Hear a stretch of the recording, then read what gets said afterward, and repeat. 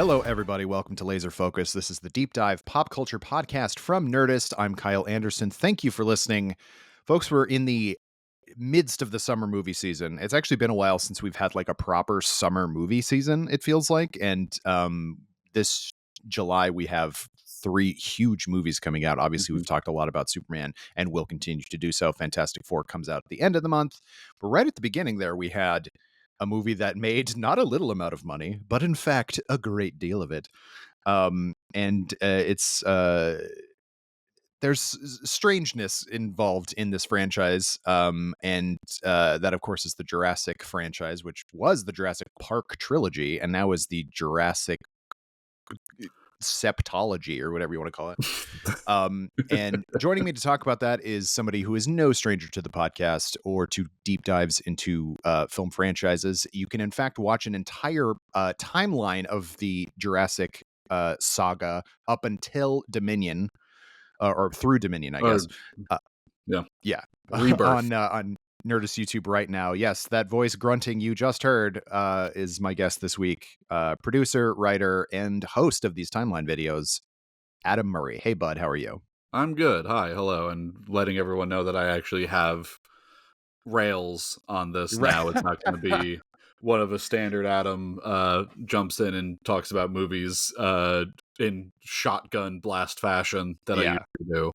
If you go back and listen to most of Adam's, I can't even remember I believe the last time you were on, we just talked about like 80s sci-fi action movies or something like that. Was that it? I think it every time I'm on, it usually just changes into a conversation that Kyle and I normally have in the office. Yeah, right. While we're shooting something. Yeah, have you seen this? Oh, that one's good too. Yeah, which is fine. That's a totally valid thing. But yeah, you spent a lot of time researching the Jurassic Park saga. You've spent a lot of time watching the Jurassic Park saga. Yeah. And you just have seen the new one, which is Jurassic World Rebirth, which made so much money, and yet I don't think anybody likes it. It's a very weird, and I think that's true of the last 3 Jurassic World movies. It's kind of true of almost all of them, except for the first movie. Right. It's I gotta watch someone's video popped up on YouTube because after watching every Jurassic Park and World movie at least 2 to 3 times in the past year for this video. There's one I have to dig into it. It's an interesting title where it's like Hollywood's most hollow franchise, I believe. Oh, that's an interesting take. Yeah.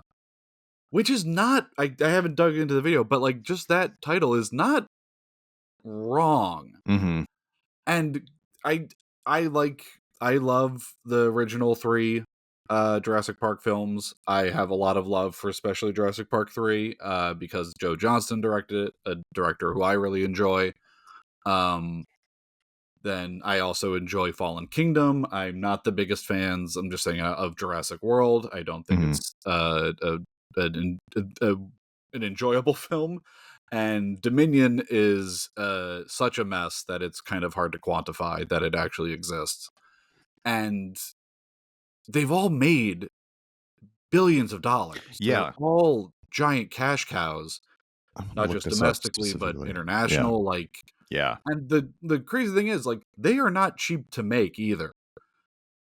Like, I believe the budget of Fallen Kingdom, which was the second of the Jurassic World trilogy, cost $432 million.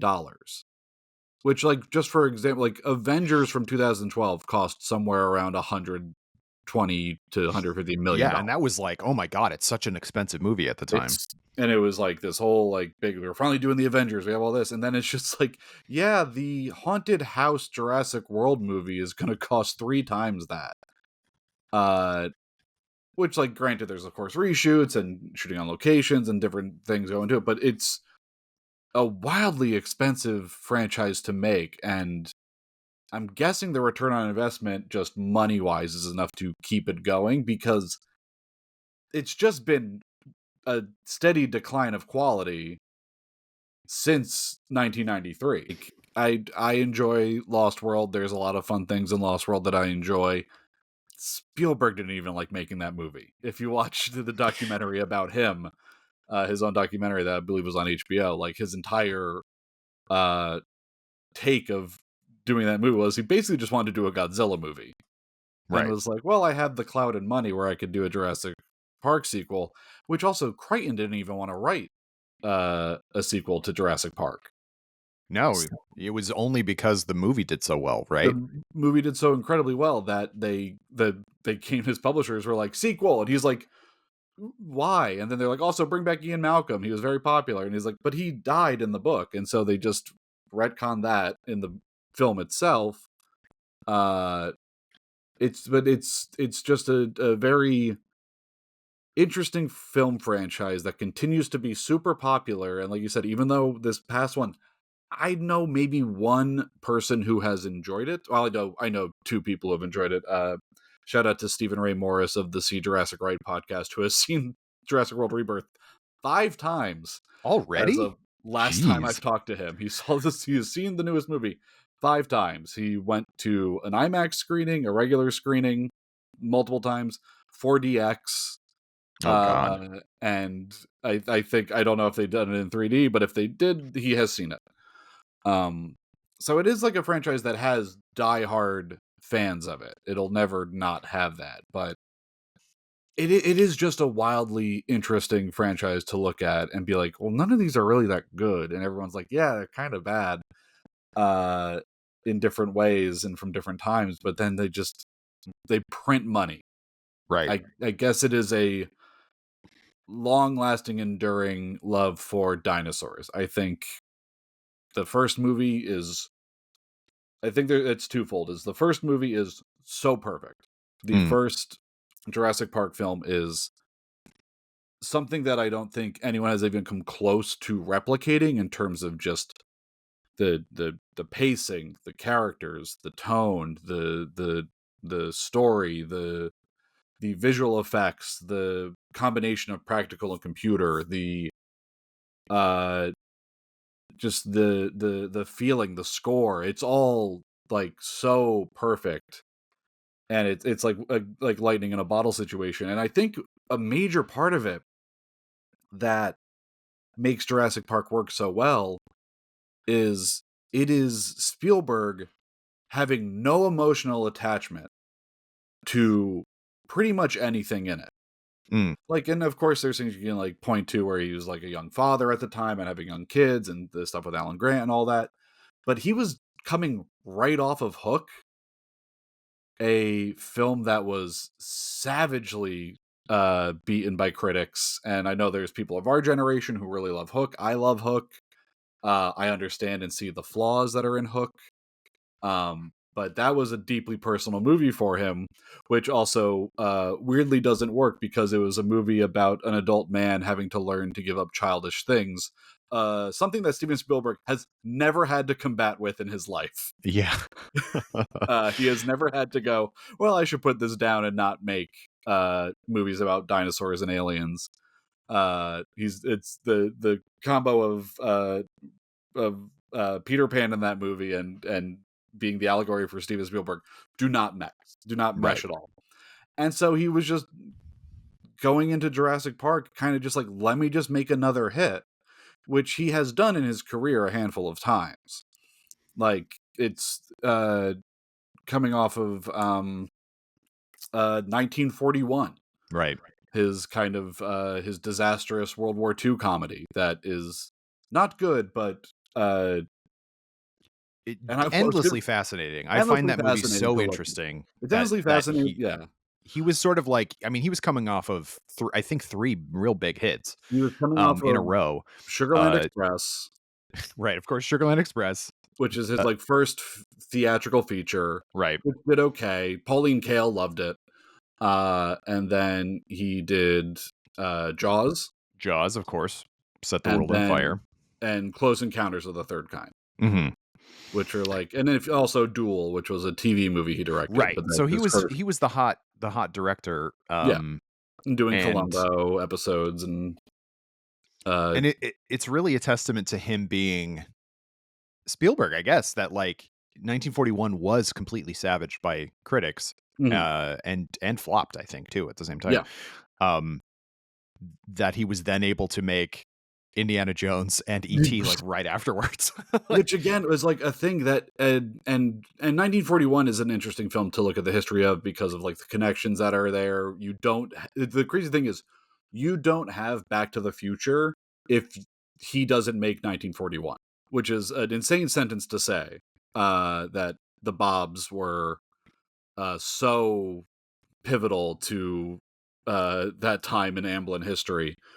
But I think it's also that Indiana Jones, he didn't have really an emotional. no, that was Lucas's baby for Yeah, that sure. was all And he was George's just work, like, and yeah. he was like, "Here's a movie I'm gonna have you direct." And it is a growing point in Spielberg's career because it is when he starts to go from being. I mean, 1941 has Christopher Lee playing a Nazi in a very Mhm. cartoonish way, and Toshiro Mifune is also in that movie playing a Japanese sub commander in his only English speaking role ever is in Steven Spielberg. He's every other time you've seen him speak English in a movie, he's been dubbed. Oh, I see what you're saying. Yeah, I was like, I uh, know he's been in America, but except I now for I yeah, understand. in 1941 he speaks English. It's his only English speaking performance in any of his films where he is not dubbed. But like the growth of making 1941, it gets savaged, it gets labeled as a mess and cartoonish, and then making a movie that is more adult and more not so much poking fun at Nazis, but also making them villains and making them real threats within a film universe or within the film and the tone. And that's kind of, I think, the same thing that happened with Jurassic Park is he made Hook, which was his big universal, like huge sets and everyone's in it. And just anyone who came to set, you're in the movie. Like Glenn Right. Close, get in here. David Crosby, sure. Just kind of it's so big and bloated and was so much about whimsy and childhood and learning to grow up. And then they were like, we hate that. He was like, I'll just give you a monster movie then. Yeah. Well, like if you go back and look at Hook, and Hook is a movie that I don't even know if I do like. I've just seen it so many times that it's like part of my DNA. You know what I mean? Mhm. Like I haven't really thought about it, but because my brother and I used to watch it on tape Oh all yeah. the time. Um, but it's like it's very soft focus. Like like Mhm. he is doing his damnedest in that movie to make you feel. You know what I mean? And that was a period of Yeah. time when he was doing that because he did that with his segment in Twilight Zone the The movie, which is Twilight I think Zone, the which movest segment it's the lamest segment of the Twilight Zone, by far. a movie that is cursed. Yeah. Uh, It but has his two it really good segments has and two two really good very segments, cursed segments. and Spielberg's is a sleepy nap. Yeah, it's a sleepy nap in the middle. Yeah, Because Joe Dante's is great, love and Joe Dante's. George Miller's, of course, is Who almost iconic. Joe Dante almost directed Jurassic Park. See, this is interesting to me because like there is a world where so There's also a world where Tim Burton almost directed Jurassic Park. man, Burton and Joe Dante were two people early on, like poised yeah. to take the script. Well, it makes a lot of sense. So Joe Dante, of course, is was a Corman guy, Yeah, and made Piranha, which was the Corman almost immediate like, well, let's do Jaws but but smaller tiny. and at a Yeah, summer camp or yeah. whatever.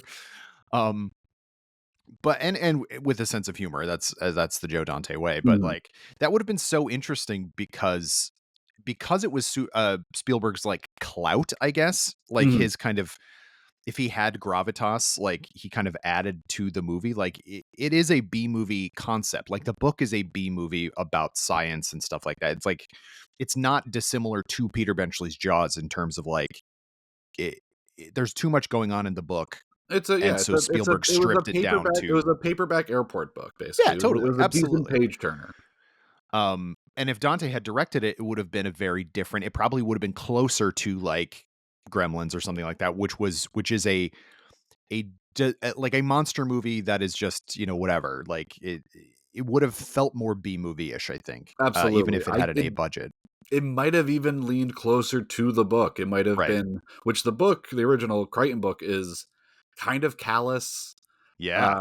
kind of like John Hammond's a real bastard in it. Like John Hammond gets torn apart by compies, and his last thoughts in the book are like, he's like mad at his grandkids for like Yeah. screwing up his park, and he's like, next time it'll be better, I'll figure it out, and just like all the levity and like the hope of John Hammond that is Yeah, in the movie is from David Koepp and Spielberg, and of course Crichton, who co-wrote the screenplays. right. But that is also, I think, Spielberg's note of being like, we gotta have we have Richard Attenborough. We need to make him. Yeah, yeah. We can't villainize this person because the audience won't buy it because Well, and it's that's Richard sort of like, Attenborough. similarly, speaking of Joe Dante, but like Spielberg produced Gremlins and is Yep. the one who, like, because originally the script of Gremlins is a straight up horror movie. Yes, it is. Um, and Spielberg's the one who said, well, no, Gizmo needs to remain a Mogwai because he's cute and the audience will like him. And he was completely right. That is Yes, true, but that does change the tenor of what the movie is. And I feel like Joe Dante would have kept a lot of the cynicism of the book. for sure. Because like watch, Small Soldiers is essentially the same idea, but Yeah. it's very cynical. It's a fine movie, but like it's super super cynical Mhm. about the capitalism and stuff Yeah, like that. it And did. It did. Bring back the rodeo burger, though. Burger King. I will I say didn't that realize that was the that reason the there rodeo was burger came back. there was a tie-in burger for Small Soldiers, which was the rodeo burger, which Chip Hazard was promoting on commercials as I was a child. Oh, I Uh, guess I kind of remember that. it had onion rings and bacon on it, and Hmm. bullseye barbecue sauce. Oh yeah, I remember that. It's really stuck with me for some I reason. guess. But the growth and minutia of Jurassic Park is there's so many parts of it that are all incredible. Like just Phil Tippett, who is an incredible stop motion animator, is so instrumental to like having it become a reality because without his animatics, even he kind of got sadly Phil Tippett as technology was advancing and Yeah. this movie was growing and growing. His stop motion, it was originally supposed to be stop motion. Yeah. They were going to use, which there's a great behind the scenes clip of Spielberg and Phil and a whole other people who are ILM and like the Stan Winston company as well, Mhm. who made the practical dinosaur effects, are all sitting around talking about how things can move and like how raptors can turn and all this. And Spielberg has a great line. He's like, Phil's great. Phil knows how dinosaurs walk. And it's like, how? Why does Phil Tippett know how dinosaurs walk? No one's seen how Right. these creatures move. We're only guessing. But that has been now it become the thing in like Oh, for sure. culture. Yeah. Is like that's how a T-Rex walks, that's how raptors move. That's how these creatures that we no longer have, like we just take it as well, yeah, that's how a T-Rex works. Like it went Mhm. years and years before people were like scientists were like, there's no evidence that T-Rex's vision was based on movement. I love all that stuff because, Like like, also Dilophosauruses don't have a frill. They don't spit. It was just raptors like, aren't that big. yeah, They're the Velociraptors size are of a much smaller. What turkey. they actually want is Utah raptors, which are actually closer Yeah. to in size And, to like they're much taller actually than the Velociraptors in the movie. and I I believe, was big into dinosaurs as a kid. I think as all kids are. yeah, Deinonychus, if I'm Yeah, quoting, Deinonychus. yeah, That's it. Buddy Dan Telfer correctly, his his dinosaur bit. Yeah. Um, but yeah,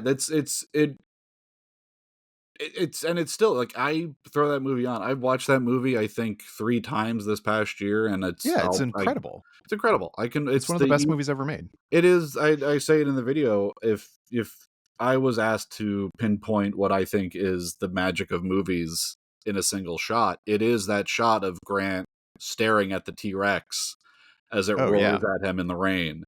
There's just something about the composition, the lighting, the sound, just everything Well, and about it that just that's really grabs me. something that no one else, even Spielberg himself, when he made The Lost World, has been able to kind of recapture is like the both awe of Mhm. grandeur of these creatures, and also how inherently dangerous they are, and how people are way out of their element and stuff like Yes. that. Um, None of the movies there's like Jurassic World, and part of the reason I don't like that movie, the Uh-huh. Colin Trevorrow one, Yep. is that it just goes, remember when we were in awe of dinosaurs and stuff like that? And it's like I feel like he is approaching it much more cynically, I guess, more like That's like that's the point, I guess, of that movie is, like, nobody cares about dinosaurs anymore. I beg to differ. I think there would be Which is kind of the problem with the new one too. Yeah, I to divert and talk about Rebirth for a minute, sure. the the big thing seems like Gareth Edwards doesn't really care about dinosaurs. Well, no, because it's like he's a monster movie guy, and Yeah. so, like But this is like Rebirth could be classified as a monster movie, not just because the main dinosaur in quotes, the Distortus Rex, looks like a deep sea alien or something you yeah, would. totally. It looks like something you'd see in, like Dead Space or, Yeah, maybe not Dead Space, but it's something, not even dinosaur coded at all. no, There is one T-Rex scene in Jurassic World Rebirth, and it is it moves at a snail's pace. right? Uh Kyle, I believe, has not seen the movie. I have seen the film, No, and but I've done extensive research on everybody talking about the movie. it's the biggest problem. And I think this is kind of one just and I think this is also a reason why Fallen Kingdom maybe works a little bit more for me. Mhm, Uh Bayona, the director, did lean more into practicals, um, having practical dinosaurs. Like there is a practical puppet of the Indominus of the Indoraptor, mhm. that screams and eats Ted Levine later in the movie, and like it's there. Like there's tangible things in the film, and I know that's not like the main cause of what makes these movies good or not, but it's just having come off of watching Rebirth, where there is next to no what feels like next to no practicals in any sequence aside from Dolores, who is a tiny dinosaur prop in a backpack. Right. Well, I mean, Gareth Edwards famously, like, the reason I won't say the reason he has a career, but, like, he made that movie Monsters Mhm. on no budget. He Good basically did movie. all the effects himself on his Yeah. own, like, personal computer. Like, this guy understands digital effects, and Yes. they've been trying to get him to and also blending digital effects with the modern world, Mhm. like, or the modern world, the real world. With a werewolf, yeah. Um, uh, and so I think, like, that really works in the, the Godzilla movie. I think parts of Rogue One look really great. Mhm. I never saw his movie. What was that called? Uh, The creator? The Creator. I never saw that, but like it looked like a neat idea. Mhm. But I think that's like, not to degrade him at all as a dude who I interviewed him once. So he's a super nice guy, but like, Yeah. um, he's a safe pair of hands, Yeah. and they just needed somebody who understands like how to composite a shot so that a digital effect can look okay in it. Which also I think is a big problem with some of these movies, the Yeah. later films is, yeah, you have someone who can composite a shot well, but does that mean they're good at blocking a shot? Does Right. that mean that they have the eye for, because that's like the thing is like nobody has a better eye for film than Steven Spielberg. No. There is no one who can touch him when it comes to the crafting a visual in your head and then translating it through film. He is, I think, at the top of the game. No one touches him. Even still, and he has not been, like, at the top of his game No. for a little while, I think we can argue. Well, it's like Um West Side Story is a masterpiece. oh, you know Uh, what? You're right. I always forget about that because that's it came out during the pandemic. I it always came out forget it during happened. it came out in 2021. Yeah. It should have been New York Times just did their 100 greatest films of the 21st century. Nowhere on that list is Spielberg's West Side Story, which I think It is a really it got completely tremendous forgotten. exclusion from that list, because that Yeah. film is is so incredible, and it's just one of those things where it's like you can tell that this has been living in his head for Oh, years for because sure, yeah. he's always wanted to. There's so many times in his career where he's like, well, 1941 was almost amazing. 1941, the beginning of, Temple of Doom, Temple of like, he Doom is a really big likes anything big. goes number.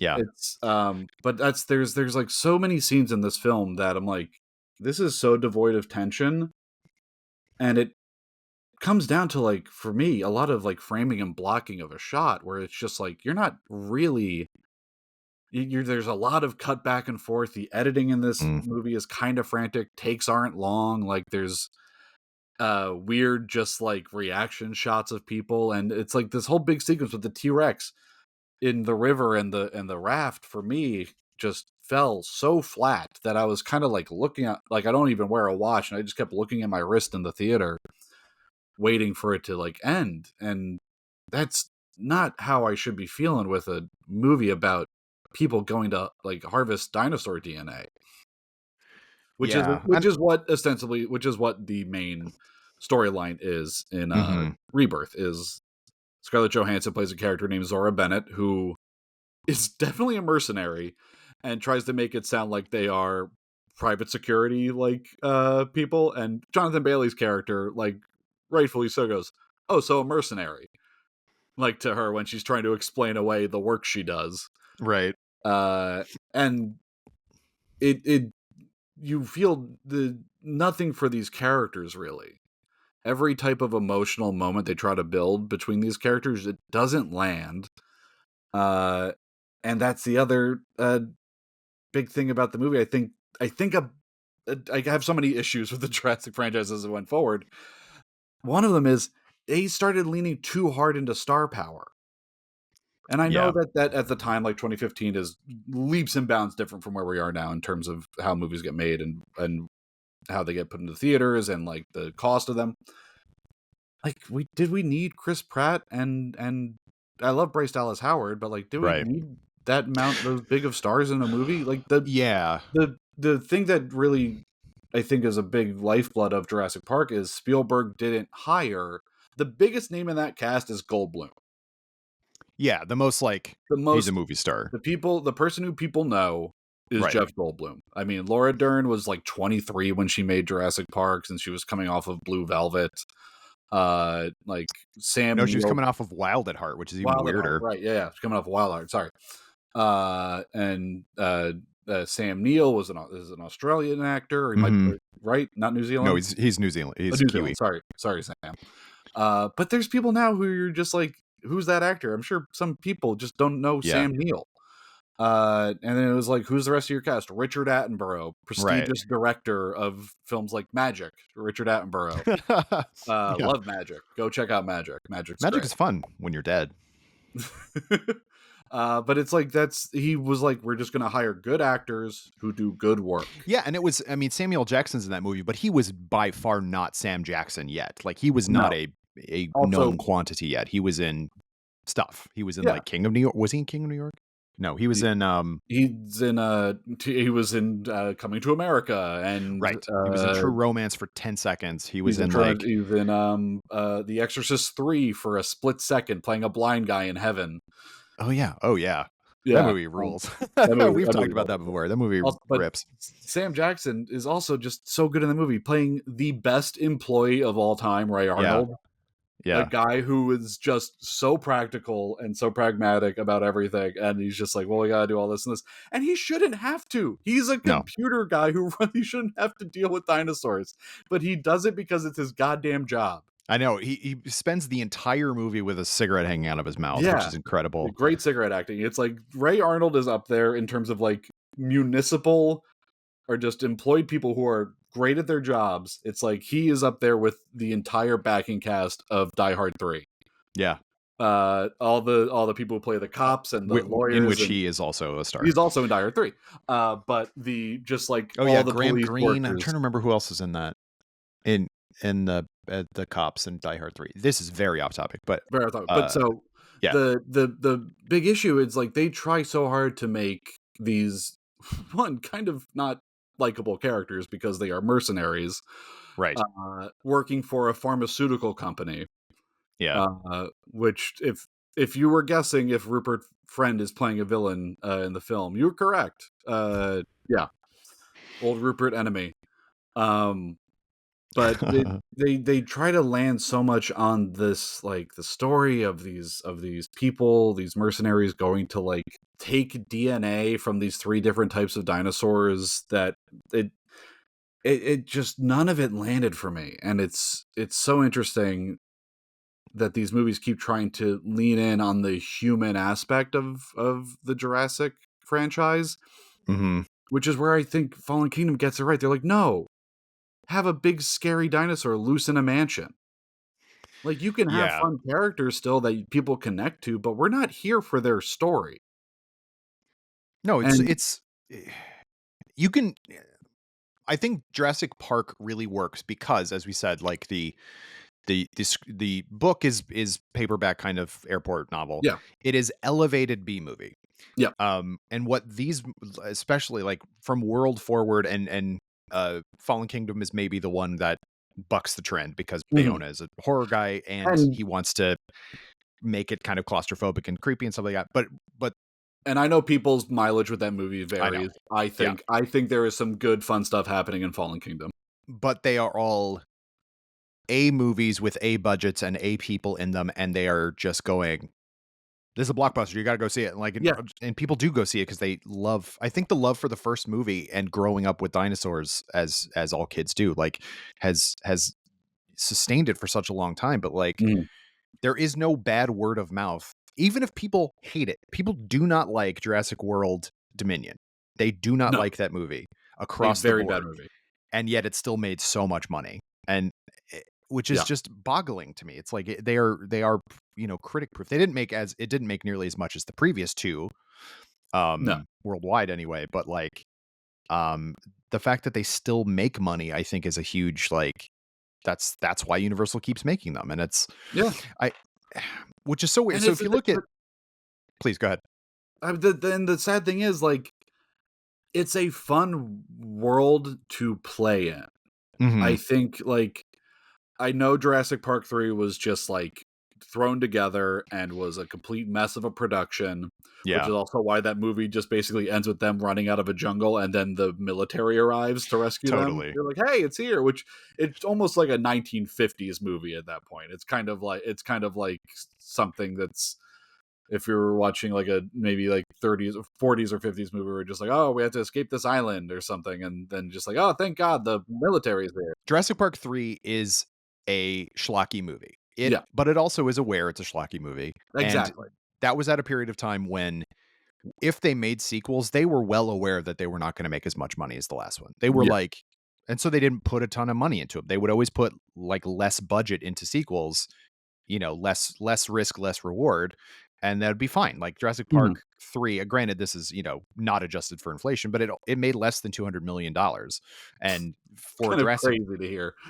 yeah, 181 is what it made. And granted that came out in 2001, but still it was Mhm. like, um the third one, you know what I mean? Like, then, Yeah, it doesn't have, it has and Sam it's Neill not even back and Spielberg directing it. right. It's the director of The Rocketeer, which perfect movie, but Yeah. the other thing is Spielberg had such clout and cachet in the Yes, 90s. very much so. He was someone that you would just go see his movies. It's regardless of what it was, you would just go see it.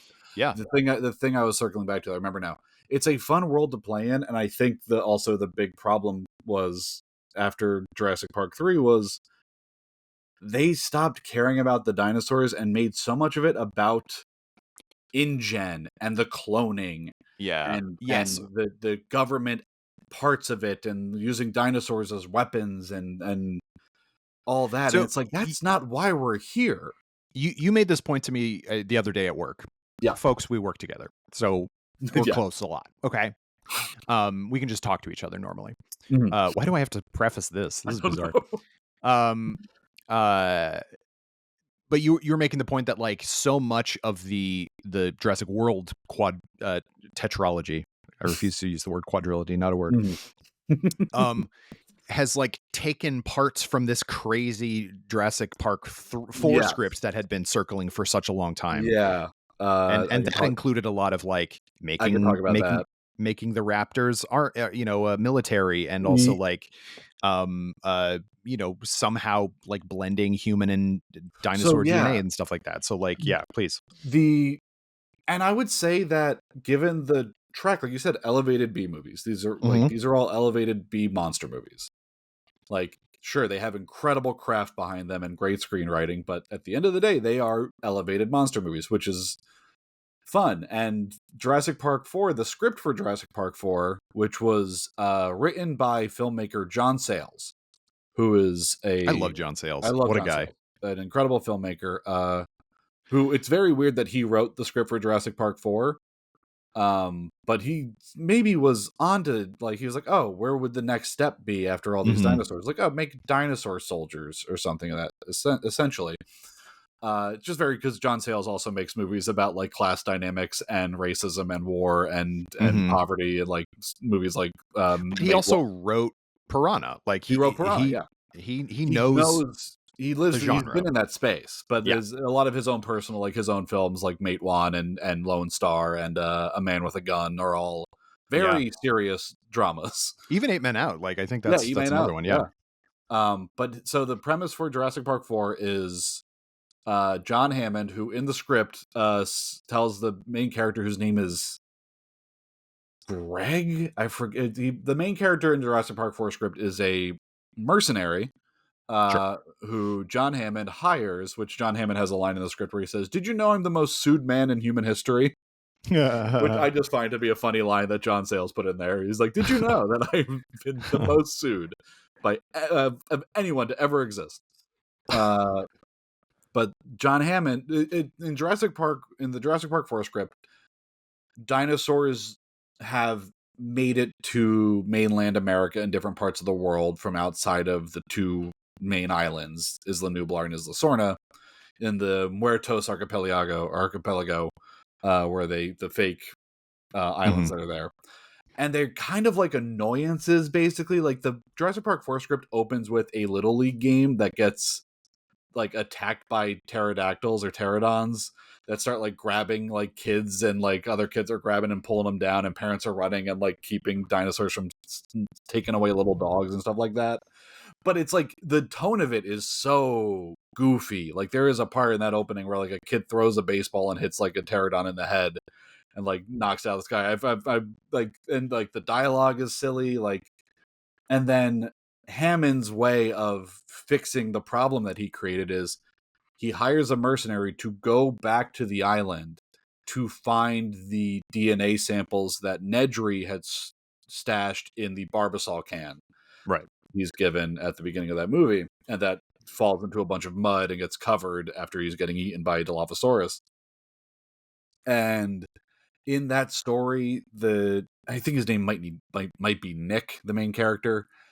Uh, like discovers that there's other organizations trying to clone dinosaurs, and he gets put into prison in a castle in Switzerland that is part of a theme park there, and that this company is trying to use dinosaur DNA to make soldiers, but they're also combining it with dog DNA and human DNA to make these like strange creatures.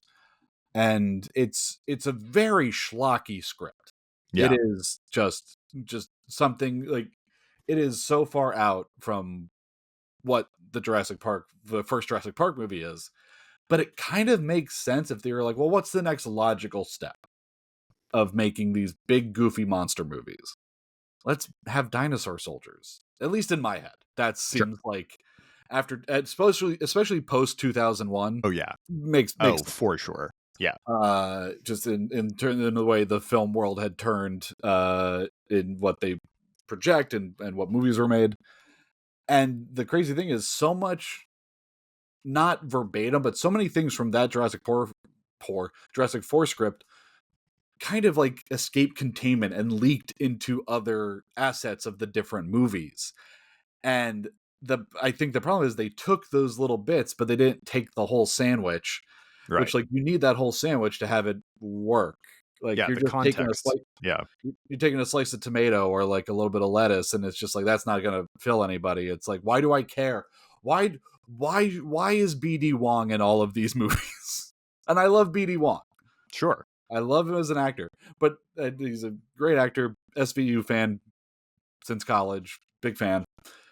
Making Doctor Wu like the main running like vein through Jurassic World all the way to Dominion is so bonkers to me. That they were like, we people really want to know what he's up to. People really want to know the inner workings of how this park came to be, and why they made the Indominus Rex and all this stuff. Which, like, I don't hate, but it's like, it's not, again, for the like the eighth time. That's not why we're here. No. That's it's the say what you want about. I have not seen the fifth one. I've heard it's terrible, but the Die Hard franchise kind of knows why people are there. Yeah, you want to see John McClane, blow stuff up and say Yeah, yippee mother it's effer. like, and also none of those scripts started as Die Hard movies. No, that's true. Well, All of the, except for the fifth one. yeah, the fifth one was the only one that The began fifth one is life as the a Die Hard only movie. Die Hard film that was structured and scripted to be a Die Hard movie with John McClane. Like Live Free or Die Hard was not a Die Hard No, script. it's like a tech thriller, Yeah, basically. which Yeah. explains why John McClane, a cop from New Jersey, is like fighting a Harrier jet Yeah. in that movie. Yeah. But like, I had a good time. Yeah, I I saw it in the enjoyed it. theater twice. They got what people were there for. They want to hear Bruce Willis be charming and snarky and blow things up. Yeah. And that's And what they somehow did. survive everything. And somehow survive everything. And then just somewhere along the line, they were like, yeah, but what about the corporate espionage angle of running a dinosaur park? How does that grab people? And it turns out well because they make so much money, but also you Yeah, dig but yourself into a corner there because now yeah. which the Rebirth, just the name is so on its nose. Yeah. I genuinely don't know. Speaking of which, I don't know where they go from here. Hmm. Because it's already started so big. They made this new addition to the franchise is already so big and grand and like crazy because they have like all the dinosaurs are huge and they have these mutants and all this stuff, and there's a new island that no one's ever known about, which it just so happens to be in the world of Rebirth. It takes place 5 years after Dominion. Okay. Which Dominion sets up that we now have to just live with dinosaurs. The very end of Dominion has Charlotte Lockwood, her or posthumous Charlotte Lockwood, a character throwing around Jurassic Park character names like everyone just knows, like Charlotte Lockwood and Doctor Wu and Go watch the complete Jurassic timeline to yeah, understand what go watch. You'll Adam's learn talking about about. Vic Hoskins, human snowman Vic Hoskins. Just R.I.P. R.I.P. King. R.I.P. He's filled with jam. That the world has changed, and it like gives this whole thing. It's like here's Parasaurolophus running with horses out in the plains, and the Mosasaurus is like communicating with whales, and just was just part of our ecosystem now. And then I think rightfully the movie was like, the climate's not right for dinosaurs to exist. Yeah. The modern world climate, just temperature, weather, all that is not beneficial to dinosaurs who lived on a completely different planet 65 million years ago. And so the last remaining dinosaurs, no one has shipped them there, but like the only place where dinosaurs can thrive and survive now is at these sections of islands around the equator. And one of them just happens to be the island where InGen had a secret lab that was, it seems like up until, because there's like a time jump that happens from the start of the movie to where we pick up with ScarJo's character, which is like about 10 years maybe, but it just so happens to be the island where all the dinosaurs are because it was the genetics lab that no one knew about that was still churning out dinosaurs for some reason. They turned the machine on. Like, what do you want them to do? InGen has become at this point in the movies like almost like the Umbrella Corporation in the Right. Resident Evil movies, where it's like They just do everything. well, it's like we're making more zombies. Why? Everyone is dead. The third movie or third or fourth movie of like the Resident Evil franchise is just Yeah, like I think it's the third one. It's like a post-apocalyptic desert. Ended. It is a desert globally. Why is there a company still working so hard to make zombies? Which they kind of wrap that up at the end, which is like new Noah's Ark kind of angle, where they just like restarting the world. But it's like now at a point where Which, it's like sidebar, we need to at some point do a Resident Evil movie podcast or something like that. Maybe not timeline, because I don't think those movies are good. But I watched all of those in like one weekend last year for the first they time. are not good. They but are they're not good. fascinating. First one's good. I do like the first one quite a bit. First one's good. It is not a Resident Evil movie No, no, no. by any stretch. It's not, There's a or it's not movie like called oh, shoot, now I can't remember it, and it also doesn't matter right now what we're talking about, but there was a movie that I was like, "Oh, this is Resident Evil," but it was unrelated to Resident hmm. Evil. I think it was a Japanese movie, actually, but doesn't matter. Please continue. And just the just I was talking with my partner. I was like, I don't know how no one has come in with the pitch of, and I said this to you the other day. Criminals end up on Dinosaur Island and have to try and find their treasure that they like Yeah, stole. yeah. What a good idea. And there's like two people who are like part of a charter group or something, like some kind of who get mixed up in this. Which there's, and I said this the other day too.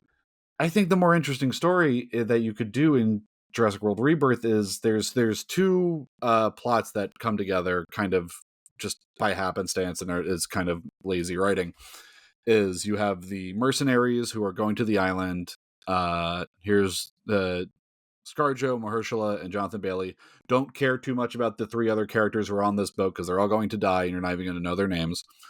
And then the other storyline that's happening is there is a father who it's alluded to that he is divorced, who is out on Naturally. his sailboat, a very nice sailboat, with his two daughters. One is like college age, or like some like 20s ish maybe, and the other one is Go on. Just kidding. like a like a 10-year-old like young girl.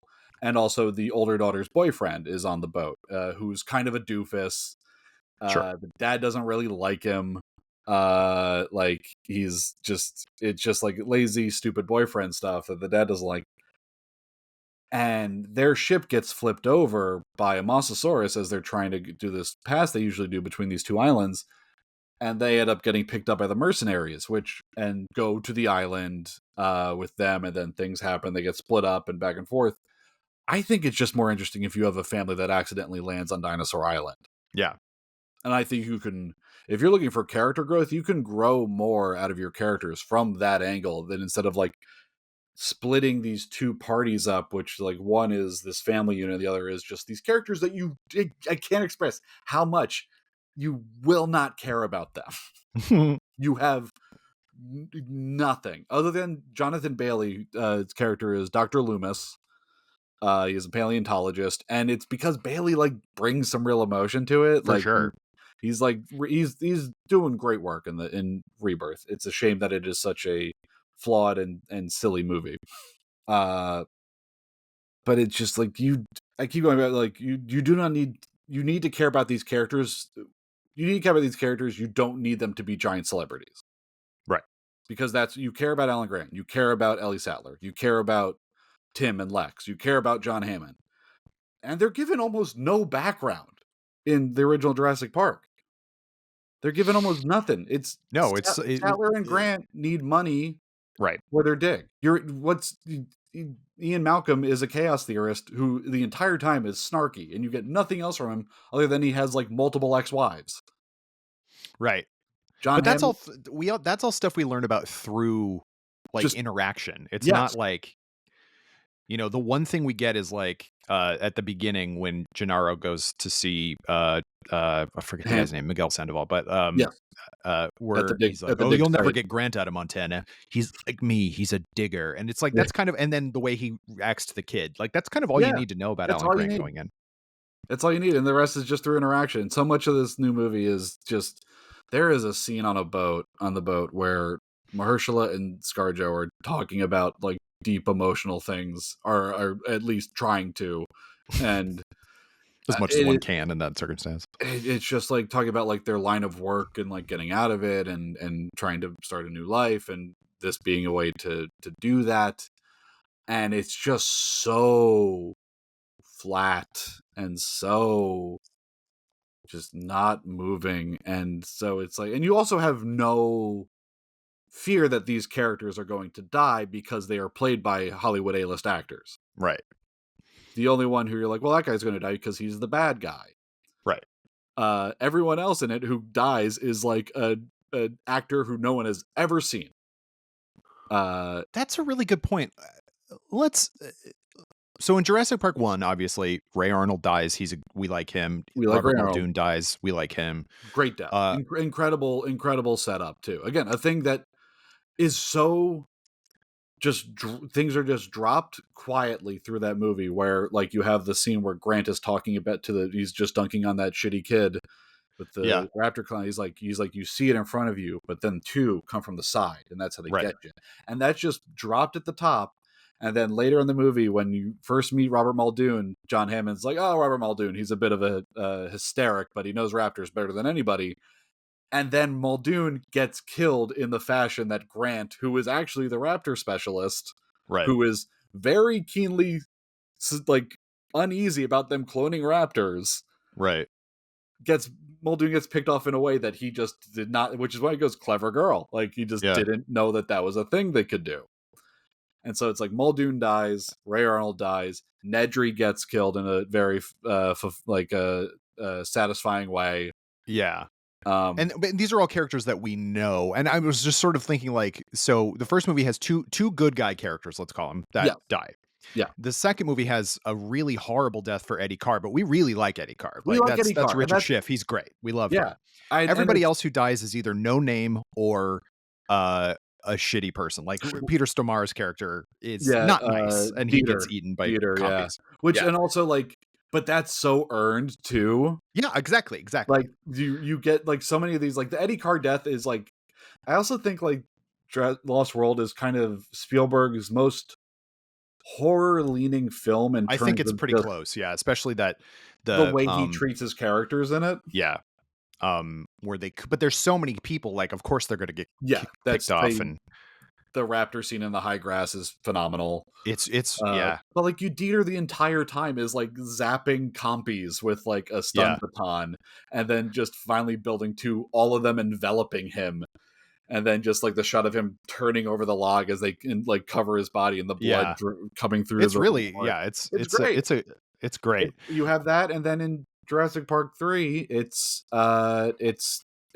four people die in Jurassic Park 3. It is Yeah, Michael Jeter, Michael Jeter, who the is late the great, closest to like a good guy that is there. Like yes, he's still who not a he's not our favorite guy, but he no, dies. which Yeah, they also give like and they set it up like, oh, these guys are bad guys because you introduce these characters when they're like shooting a sniper rifle to blow up like a can of gasoline somewhere in an airfield, yeah, and it turns out that they're just like they just are like uh pilots you can hire who have like military background. right. And They're just Michael Jeter's bored and character shooting was stuff. like, I Yeah, didn't sign up to kidnap somebody when they get on the island. Because yeah, that's essentially what William H. Macy and Tay Leone do is they lie to Alan Grant to get him on their expedition to go, which they lie about. They were like, oh, we're writing this book or we're doing all this stuff with the island. It's like actually our son vanished here with my wife's boyfriend, who's the other one of the four who dies, Ben. He's the guy at the beginning of the movie with the yeah. kid who's parasailing, and then he just crashes in a tree and dies. Um, but like that's also kind of a good turn where it's like Michael Jeter's character doesn't try to get anything over on anybody. Right. Like he's not trying to like I'm the only one, or I need to do this, or I need to steal this. Like he just is like, why the fuck did you bring me here? He's like, you lied to me too. Yeah, Like yeah. And then like John Deal's character dies. He's the pilot, and he gets killed pretty quick. And yeah, by the then Spinosaurus. right, right. Yeah. But Um, and then it's just like and then in Jurassic World happens and and I'm struggling to think of good guy characters who die in any of the world movies. Like they even go out of their way to make Bryce Dallas Howard's secretary, her like assistant, yeah. her assistant, just not like she does not as the internet has said for years, like does not deserve the death she gets because it Yeah. is way too brutal, and she's just Which fine. Like she just doesn't care for kids that much. Uh, people in the comment section of the Jurassic Park timeline have been like, well, because I was like, why does she get such a brutal death? And I know behind the scenes why it happened, because she is a stunt woman who pushed for having a really ridiculous death scene. sure, That was kind of her own take. She's like, I want to have this crazy death scene. I right, want it to be ridiculous, which is totally fine. And yes, people do get innocent, good people do get hurt or killed in completely happenstance, chaotic situations. This is a film. Right. There are stakes and there are like tropes and things that are set up. Yeah, we're not And like, watching of a course, documentary. exactly. You can subvert those in any way you want, but are you good at it? Right. And so it's like having this character who just, her whole thing is like, she just doesn't like working with these admittedly really annoying kids. Yeah, who keep trying to Like, run away. they keep trying to run away. And it's like, the thing I say in the video too is, Claire Deering doesn't seem like a great aunt. She seems No. like not very attentive to her No. sister's family. Like, they don't really talk much because like Gray is like, you haven't seen me since I was like 1 year old, Yeah. or like 3 or whatever. But the fact that they get sent to this dinosaur park and that the character that Claire Deering, who is the operations manager at Jurassic World, a now open, but in the context of the Jurassic franchise, Jurassic World actually opens in 2005. Yeah. The film takes place in 2015, but the park has been operating for 10 years, which is also kind of crazy. Yeah. But the fact they're just like, yeah, send your nephews there. She'll just drop everything. It's like, there are dinosaurs everywhere. This park Yeah. has an entire military team assigned to it to take down dinosaurs. And it's just like, well, my nephews are here. I just got to drop everything. It's like, people's lives are at stake. Shut the fuck up. Or at And least don't you have somebody else who could do this for you for a something, day? yeah. Like, And I don't care for Owen Grady at all. I no, don't think he's a very bad. He's just generic. Like, you got to treat these animals like animals. They're real, whatever. And if it's it just was like, McConaughey, it'd probably be a way better you know what? character. It would be pretty good. If it was McConaughey, Speaking of McConaughey in Reign of Fire, friggin' great. yeah, I love that it's- movie. give me that kind of character instead. Have Yeah. that kind of character playing like the guy who's running the raptor training. This Yeah. just like bizarre, Yeah, just bald-headed out of his mind. barbarian man who's insane. Not like super hunky dude. I'm Yeah. hunky cowboy guy. But a perfect example of like a good guy that has a death in a elevated monster movie. Yeah. His death in Reign of Fire, you're expecting him to do this awesome, and it's shot great, and he jumps off, and he's got the axe, and then he just gets snatched out of the air. Yeah. It lands. It's really good, and it's just, there's no moments. There is not a single moment in any of the following Jurassic Park movies that I think is as good as Gennaro getting eaten by the T-Rex. No, because it's ironic, it's silly, but it's also really upsetting, and like even just the way it's like once the outhouse falls apart, Yeah, it's literally just him on a toilet, and he looks so small compared to this Tyrannosaurus Rex, and it's just like what else are you gonna do? Like, there's nowhere to hide, buddy. And he's a coward. We don't like him. Like, it's funny that a blood-sucking lawyer gets killed in such a horrible it was fashion. part of a big thing for people who might not remember, or people who are listening, is the in the 90s, or at least for a good amount of time, like, lawyers really caught a lot of Oh yeah, lot of strays just by being lawyers. yeah, But there was in the 90s, it was just like, yeah, I get the lawyer. yeah. Nobody liked lawyers. Same thing in Hook, kill the lawyer. Right. Oh my god. When Peter's like, no, I'm a lawyer, kill the lawyer. Do you think Steven Spielberg hated lawyers? Probably. I think he probably still does imagine. now. He probably still hates lawyers. Yeah. I can't imagine how many people have tried to sue him over the years, just in terms of like, that was my idea, you took my idea. Oh sure. Which happens a lot. Which Yeah. you'll see every now. I think there's someone who's like, I wrote this letter that I sent to someone who worked at Paramount Studios, who said they would read it for this movie pitch, and then 5 years later they made a movie that was vaguely close to what I wrote but didn't script, that I pitched in a pitch meeting, and so now I'm entitled to compensation. And I got to imagine that just happened. I'm sure, like, there is one legal case I'm thinking of even right now where Spielberg was like, got sued by people who thought he stole an idea that I don't want to dive too into it because I don't remember the exact details of it. No, but it But definitely happens a lot, and they always sue the biggest person. Like, yes, even if he had nothing at all to do with it, it's always like, well, it's his movie, so we got to sue no. him and the head of Universal or something like that. Which is also, don't ever. I would never, ever, ever in my life attempt to sue that man, because he has the what has to be one of the best legal teams of all time, because his deal, speaking of Jurassic Park and the world and everything, his deal with Universal Parks Oh yeah, is bonkers. yeah. And not that will never ever happen again. And in case people don't know, Steven Spielberg got very involved with Universal, to the point that they built him a house on their lot. Universal built basically a house where Spielberg could work on pre-production stuff, and they're like, if you have anything, just let us know. Here's a house, you can hang out in it, work on stuff. If you have any ideas, we would just be the first ones we would love to know. Yeah. And his connection there was so strong that he got in early in the 80s of being the guy who put his movies into their theme parks. Oh yeah, I So mean, Jaws was y Jaws, E.T., what ended yep. up the Jurassic Park thing that would come later, so much so that to this day, Steven Spielberg collects, I'm not sure what the percentages, but in perpetuity for the rest of his life, Steven Spielberg collects money from the complete sales that happen at Universal Studios parks. So at the end of the year, whenever Universal Studios is going, they're like, we sold this much, and we had this many ticket prices, and we sold this much merch.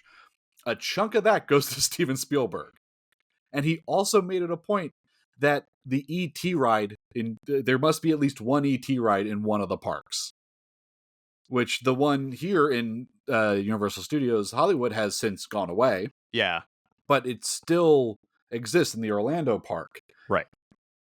Uh, and it's just, that's such a crazy contract to have written up at a time where, like, he was so powerful and was Yeah, I dominating the mean, because there was culture. also for a long time the Back to the Future ride, which he Yeah, produced, and like, um, I don't know if he had anything to do with Backdraft, but he there might was a have. whole Backdraft, like, stunt spectacular or whatever. That was a Ron Howard. So It there, might have been he's an Amblin.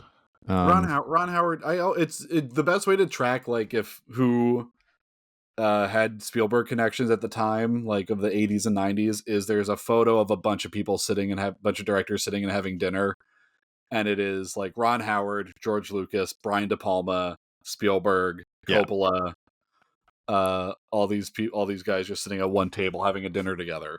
But the power to go, I'm going to collect money every single year for the rest of my life from your park because you have my movies in your park. It's crazy. Yeah, even if you take out those movie rides, And it's like, like he's like, they must be there. They cannot leave. yeah. Like, no matter what comes in, like the Jurassic, both parks still have Jurassic rides. One of them has ET. Jaws is still on the tram Yep. tour here. I don't know what the situation is in Orlando. If the Jaws ride is still open or not.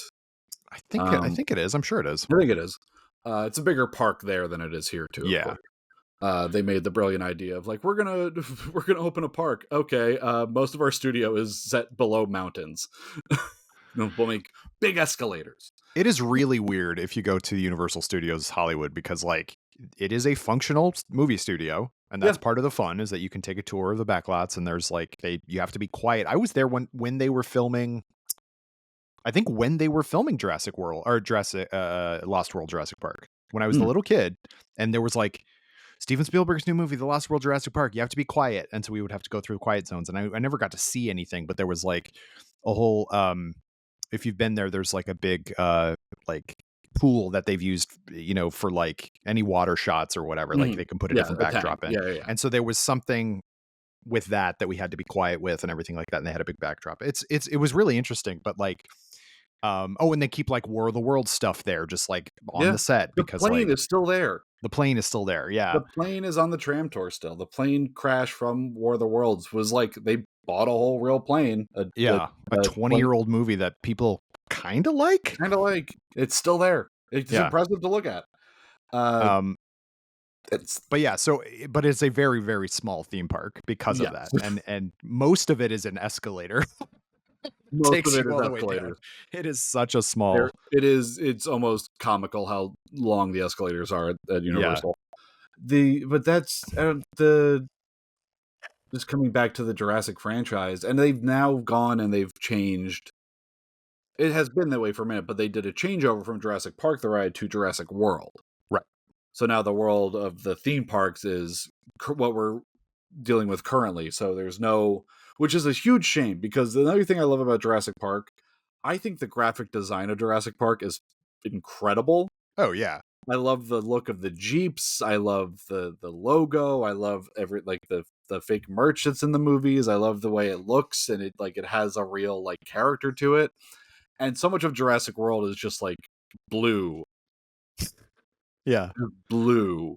Yeah, and it's just like everything's just like kind of cool, and it doesn't have like any. Well, another thing you I point can't out think of in. I can't think of a single image in Jurassic World that I'm like, man, that's really stuck with me in terms of just like a prop or like, Yeah. because if I saw one at a car wash the other day when I was driving through back from Encino the other day. It was just like Jurassic Park Jeep, Oh, yeah. green with the I've seen stripe. it in, I don't know if it's the same Jeep, but I've seen one as well, like, Yeah, in the I Beverly got. Hills-ish area, yeah. I'm almost 40. I got so excited. I was like, "Oh, it looks so great! What a great design! What a Yeah. great just construction of everything." And, like, we've talked about how we had all the a bunch of the toys and stuff like that because it Yeah, was a big, like, merch movie, and, like, I remember having the Tram Jeep, the Ford Explorer that they with the dino damage yeah, stuff on it and everything like that, and I remember you talk about the teaser in the time hmm line video and how it's just a microscope and somebody yeah. talking about things, and it's It still, like, the is. best teaser ever.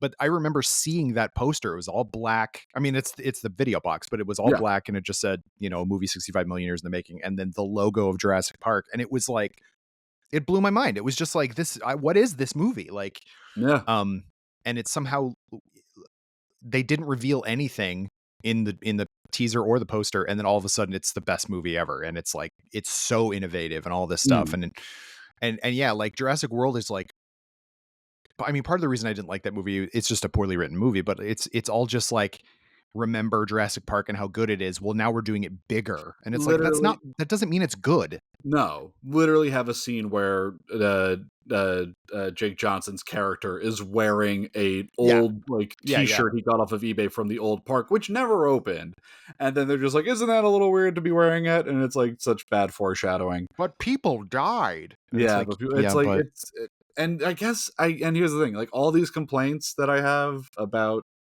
this pretty like hollow, not really like. yeah. And like I love the first movie so much, and I enjoy 2 and 3 a good amount. It's just I guess people still care, and because it's like here's the thing: if I said to a regular person, I was like, "Well, what do you think? What was InGen up to at this time?" They don't care. They don't know what that No, is. nobody cares about that Nobody stuff. cares what that is. People keep showing up for dinosaurs, and I think the And how reason why cool it they is. Oh, it isn't cool what happens with them in that movie, no, but it is cool that you see Chris Pratt on a motorcycle with two raptors by him. Like, that's cool. Like, that yeah, is inherently cool. And as a person who as we both do, like, trade in kind of like nostalgia coolness, like, that's like the stuff that we talk about a lot. yeah, That's cool. Like, when I was a kid, that's what I wanted to see, was like dinosaurs working with people. How cool that would that be? yeah, Like, and it's they don't know how to make just a simple movie anymore. And I think that's at its heart, Jurassic Park. It's as complicated as the cloning process is, like, which they simplified as much as they could with Mr. mhm, DNA and all that stuff. But um, yeah. They make that's another brilliant move of yeah, the movie because with it Michael Crichton, explains enough and whatever.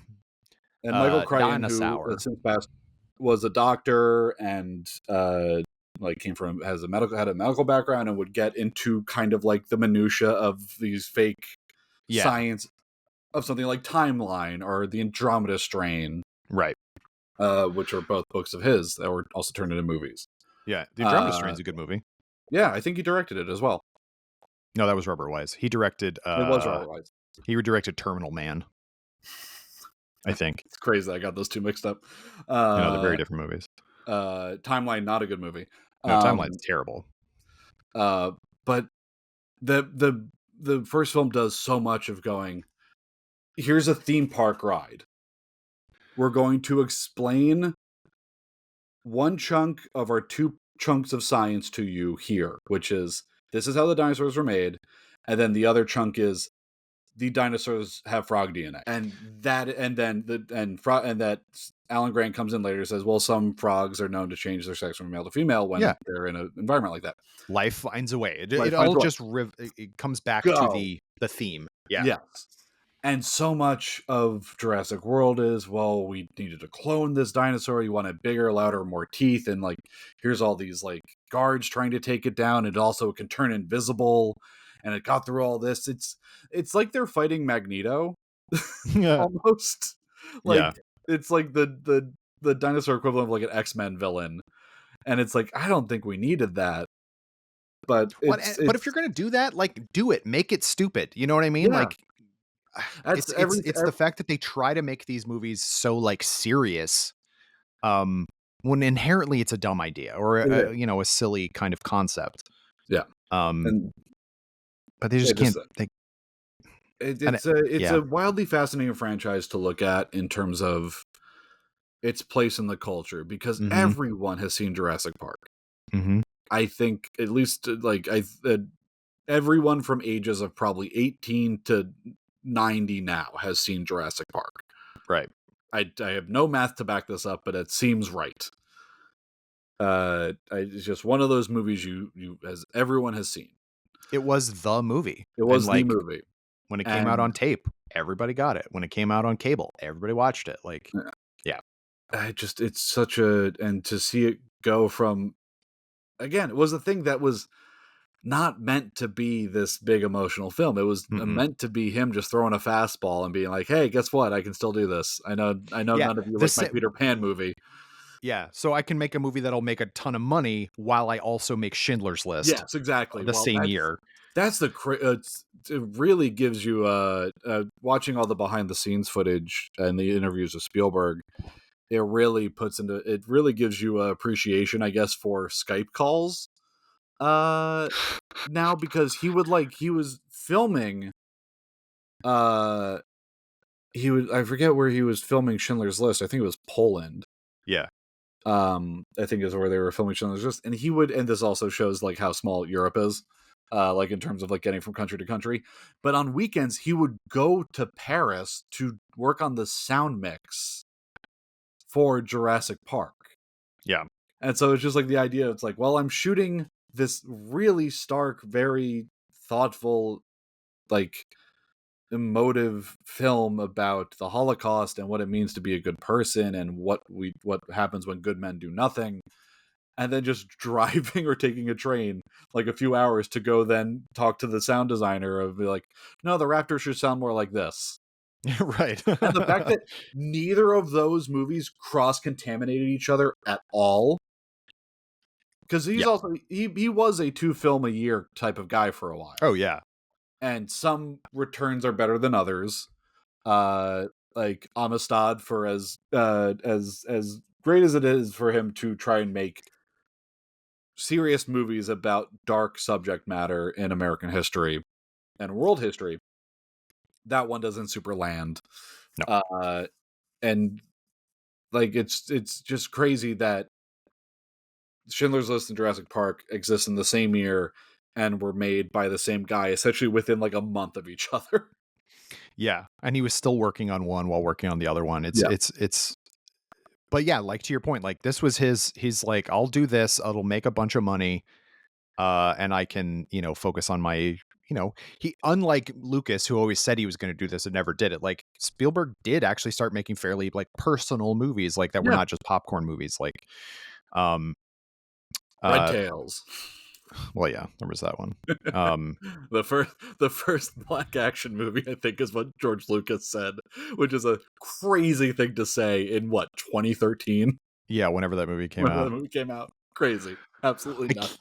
What a thing to say. Like, what a thing to say, George. I cannot believe George Lucas is out of his mind. But Neither here nor there. But yeah, do Neither. you think, to wrap up, because Yeah, we are just kind of meandering, as is our way.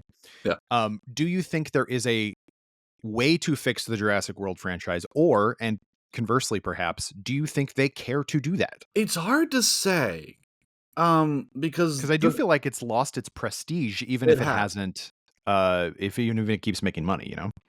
I think it's lost its prestige. They still make a ton of money.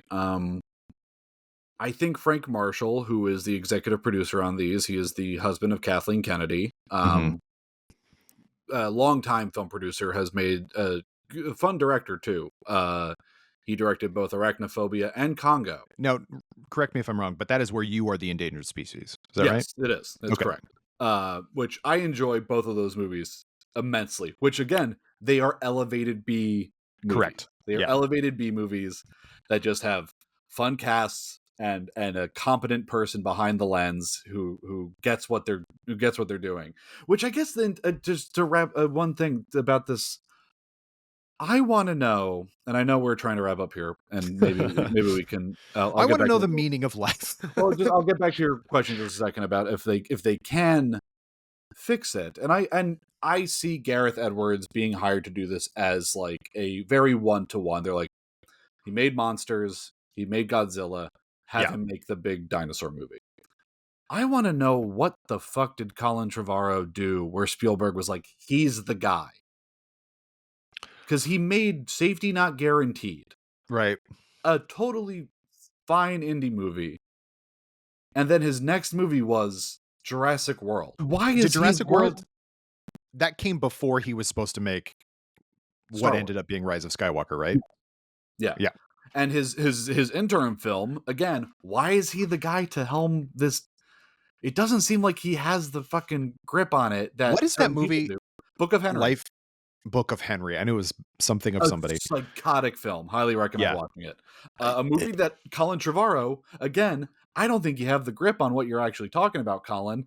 He compared it to A New Hope, Star Wars: A New Hope. He's like, I see a lot of similarities in these.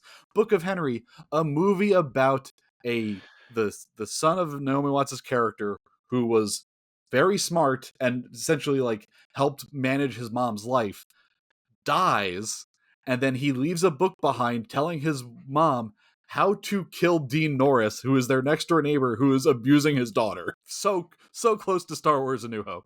Yeah. It's crazy. I think that's a big flaw of it. I think having I don't know the guy. I don't know him at all personally. I've seen tons of interviews with him. I think he was the terrible, very bad horse to bet this whole thing on. And I think that this is kind of a course correction they're trying to make. Mhm. I think Oh, you I think hire very deliberately that's very what they're doing, deliberately. yeah. I think you hire a horror director if we're trying to like Yeah. get back to like some type of feeling that's even somewhere close, which I don't think will ever be replicated by anyone, regardless of how good they are of a filmmaker. I don't think you're ever getting close to the first feeling of the original Jurassic Park. Mm-mm. But it's kind of the same feeling I had about uh Captain America Brave New World, which that movie is kind of doomed and meddled Yeah. with studio wise and shot and reshot over and over again. But you're making an action spy thriller, and I know that filmmakers have different strengths and things they want to Sure. express. Like, I just did a film recently that is very Henson inspired with puppets and fantasy and all that. It's like, I love a martial arts movie. I feel like if you gave me the bite of that apple, I would chomp the shit out of it. Yeah. But I it just you need someone behind the wheel who has affinity for what they're doing, for what this is supposed to be.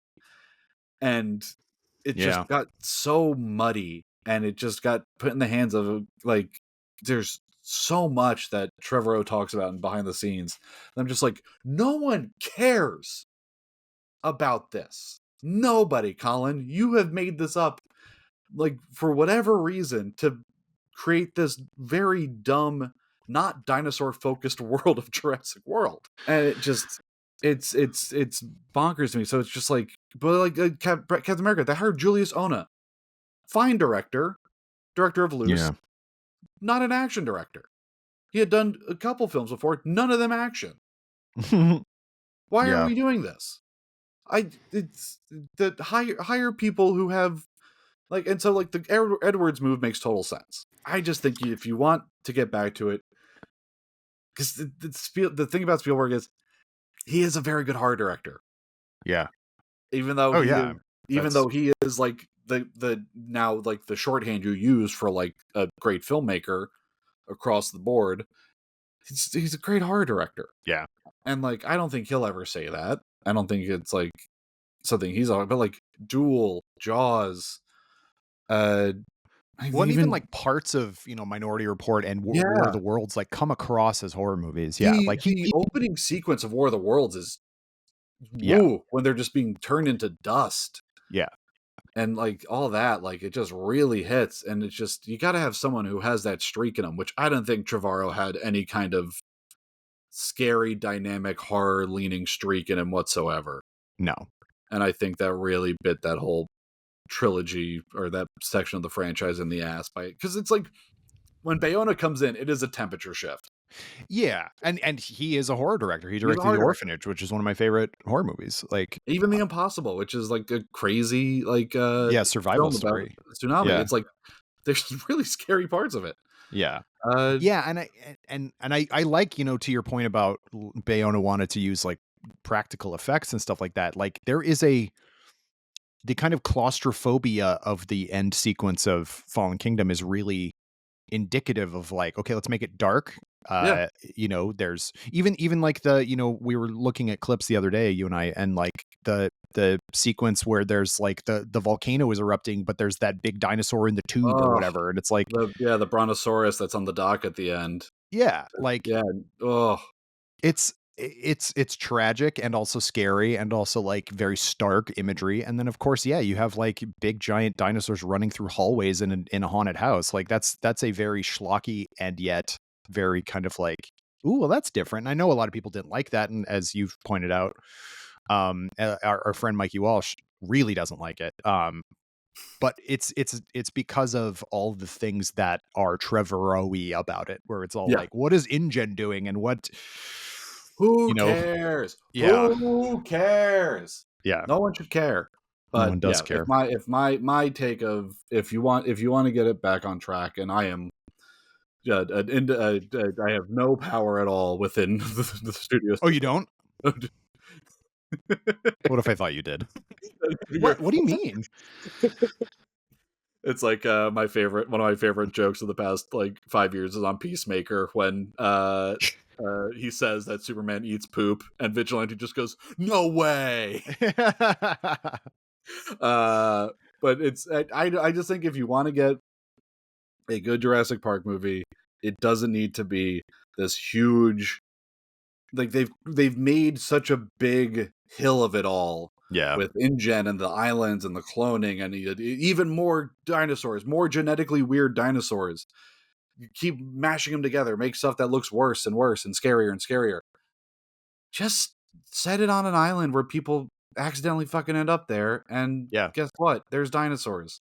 I don't think it's that hard. no, Have someone who has a good sense of who knows how to craft tension on screen, and let them go.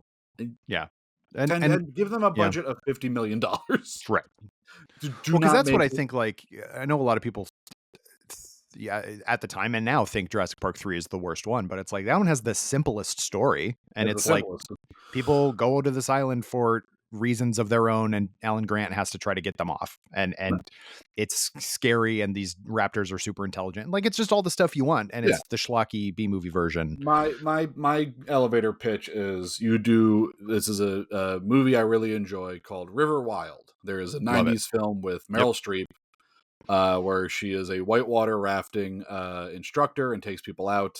And it turns out the group that hire her next are a bunch of criminals, and it becomes this really tense standoff on whitewater rapids.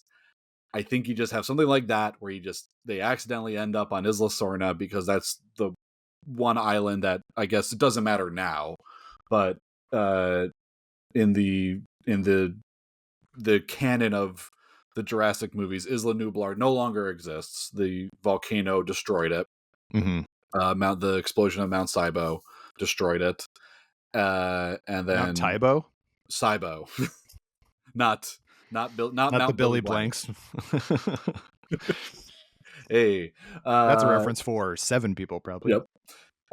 Just set it on. You know, just you take a tense crime thriller or something like. Yeah. You set it on an island where there happen to be dinosaurs, and you have your criminals who are trying to get to this thing, and you have your good guys who are trying to get to this thing, and how does that all get blown up when raptors are in the mix? I To don't know. use a really simplified kind of like hack at this point, but like Hollywood elevator pitch example, it's like make it Die Hard with dinosaurs. Make it Yeah, The River Wild with dinosaurs. Like just do it. Like it's I think we can probably sign out on this. I think the thing that makes Jurassic Park so good, it's a Joe Bob Briggs quote, which is not a lot of plot to get in the way of that movie. yeah. Yeah. Give We me don't need we characters, don't give me shots, give me all that stuff. Like yeah. plot is the least, I won't say the least important part. I know a lot of people get hung up on plot, but yeah, I completely agree. No. Give me simple stuff. Yeah. Give me a nice ham sandwich. Oh, I don't need all the fixings on it. no.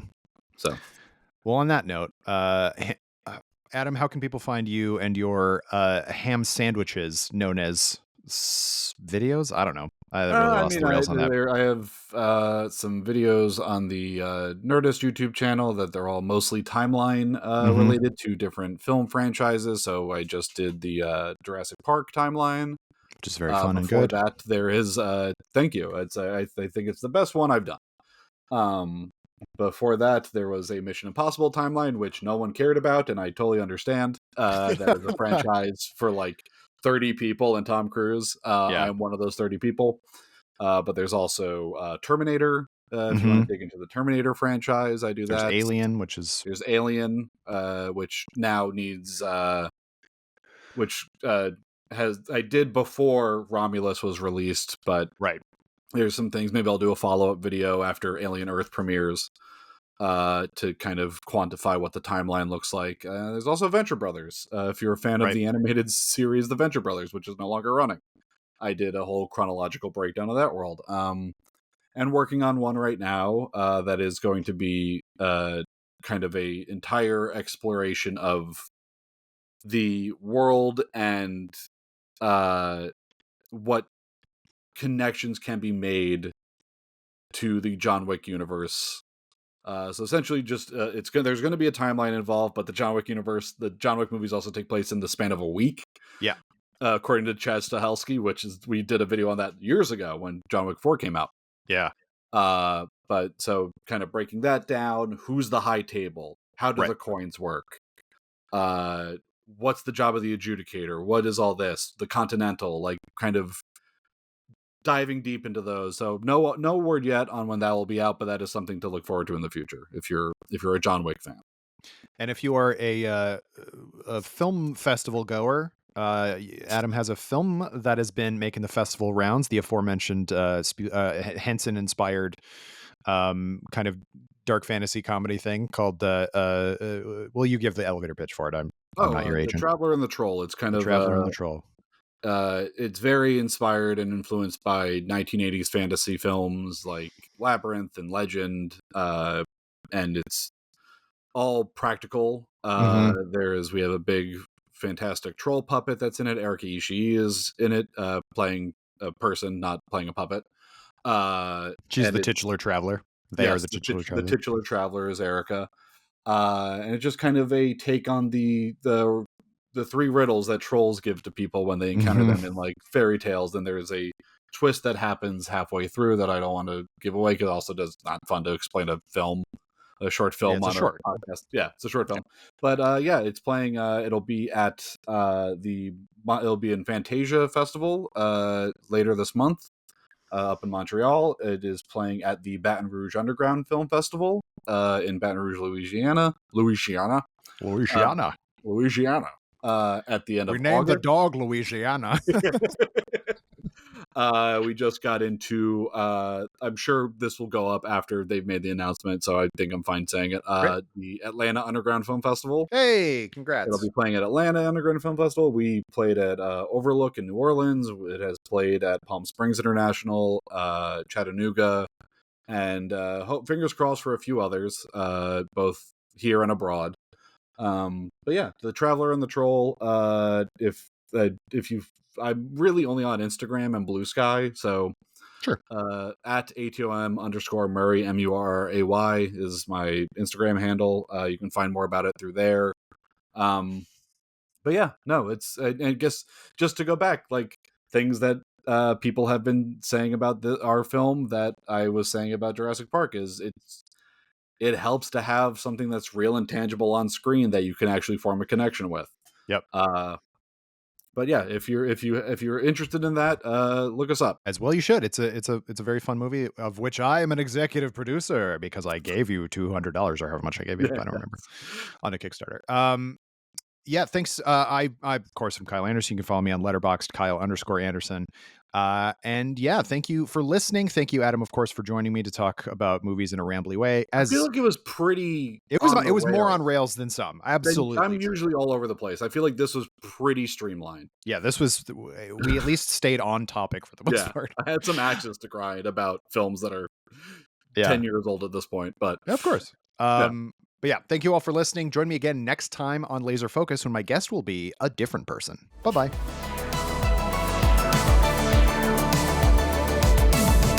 Laser Focus is a production of Nerdist Industries and Legendary Digital Networks. It was produced, edited, and hosted by me, Kyle Anderson. For more, visit Nerdist.com.